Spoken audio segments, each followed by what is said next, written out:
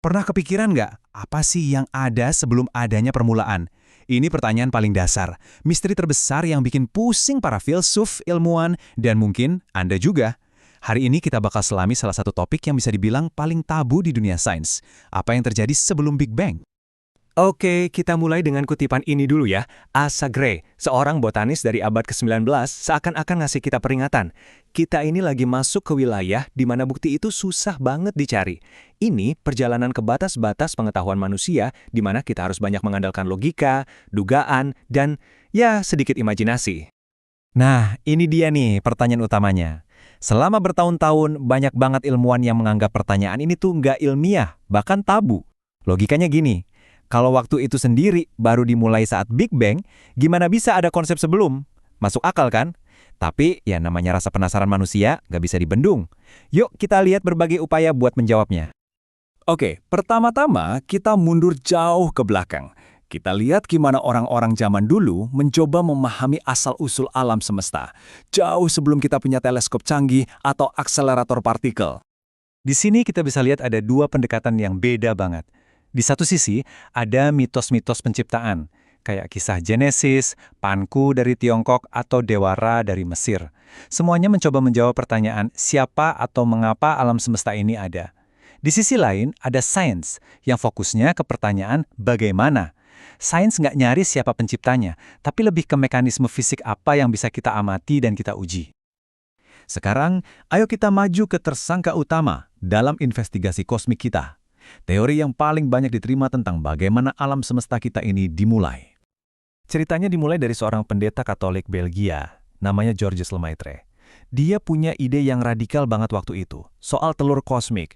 Terus, Edwin Hubble datang bawa bukti dari pengamatannya. Dan yang paling ironis, nama Big Bang itu sendiri justru datang dari orang yang nggak setuju sama teorinya, Fred Hoyle, yang nyebut istilah itu buat ngejek. Jadi poin utamanya begini, alam semesta kita itu berawal dari satu titik yang super kecil, super panas, dan super padat.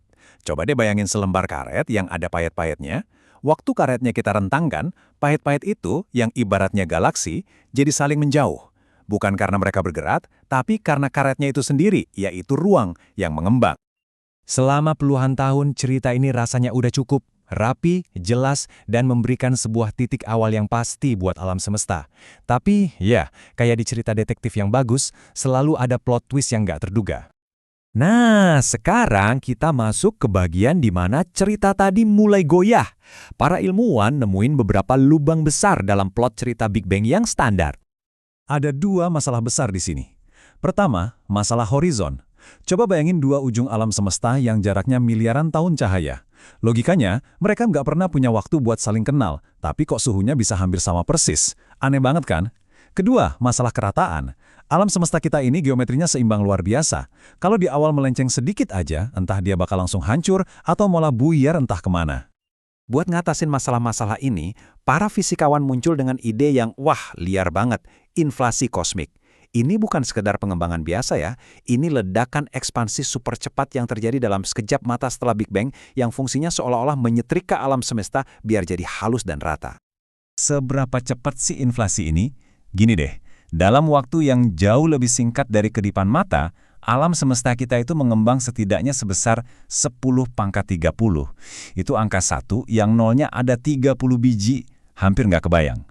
Ekspansi gila-gilaan inilah yang bikin keseragaman suhu dari skala super kecil jadi terkunci dan terbentang ke seluruh kosmos yang kita lihat sekarang. Dan inflasi bukan satu-satunya tambalan yang kita butuhin. Makin para ilmuwan ngutak-ngatik model Big Bang, makin mereka sadar model ini belum komplit, butuh dua bahan misterius lain, materi gelap semacam lem tak terlihat yang nahan galaksi biar nggak buyar, dan energi gelap, kekuatan aneh yang justru bikin pengembangan alam semesta makin ngebut. Ini benar-benar nunjukin betapa sedikitnya yang kita tahu. Nah, karena cerita standarnya udah mulai goyah, kita sekarang masuk ke garda terdepan fisika, di mana teori-teori alternatif yang bikin melongo mulai bermunculan. Pertanyaan ini mengubah segalanya. Daripada kita pusing nyari satu titik awal, gimana kalau alam semesta kita ini cuma bagian dari sebuah siklus abadi? Kayak pengulangan dalam skala kosmik yang gak ada habisnya. Salah satu ide yang paling keren itu model brain yang memantul. Bayangin alam semesta kita ini kayak selembar membran raksasa, atau disebutnya brain. Nah, dalam model ini, brain kita itu mengembang dan menjauh dari brain lain yang paralel. Terus, setelah triliunan tahun, keduanya saling tarik-menarik lagi. Lalu, boom, tabrakan. Energi super besar dari tabrakan itulah yang kita kenal sebagai Big Bang. Dan siklus ini katanya ngulang lagi, dan lagi, selamanya.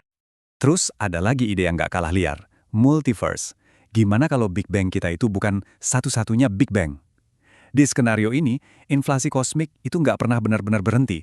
Dia terus-menerus menciptakan gelembung-gelembung alam semesta baru. Masing-masing gelembung bisa punya hukum fisika yang beda total. Ini juga ngasih jawaban unik kenapa alam semesta kita ini pas banget buat kehidupan. Ya karena dari sekian banyak percobaan, pasti ada satu gelembung yang kondisinya pas. Dan kebetulan, kitalah yang ada di situ. Dan pada akhirnya grafik ini benar-benar jadi tamparan buat kita.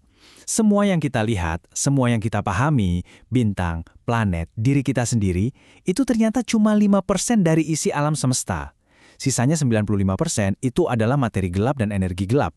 Dua misteri raksasa yang sampai sekarang kita belum tahu itu apa. Ini membawa kita ke pertanyaan terakhir. Mungkin masalahnya bukan di jawabannya, tapi di pertanyaannya itu sendiri. Mungkin bertanya apa yang ada sebelum Big Bang itu sama anehnya dengan bertanya apa yang ada di sebelah utara kutub utara. Sebuah pertanyaan yang bisa jadi nggak punya arti sama sekali dan justru menantang kita buat mikirin ulang konsep waktu itu sendiri. Gimana menurut Anda?